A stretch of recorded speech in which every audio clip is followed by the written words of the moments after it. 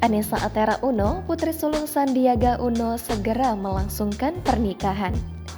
Jelang hari bahagianya, Atera dan keluarga pun menggelar acara pengajian yang dihadiri oleh keluarga hingga kerabat. Acara itu berlangsung hikmat dan haru dengan tema acara serba putih. Menteri Pariwisata dan Ekonomi Kreatif Republik Indonesia itu mengaku bersyukur bisa mengantarkan sang putri menuju hari bahagianya. Sandiaga Uno juga senang lantaran sang putri diberikan kelancaran dalam menemukan jodohnya. Sang menteri juga mengungkapkan nama calon menantunya pada acara tersebut.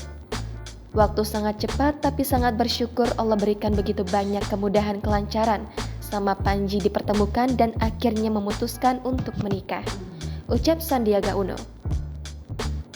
Papa sama mama rindu dan dari hati mama papa tuh bersyukur sekali Atera mampu membahagiakan papa mama dan mudah-mudahan jalinan kasih kamu sama Panji ini Allah berikan keluarga yang sakinah, mawaddah warahmah. Lanjutnya.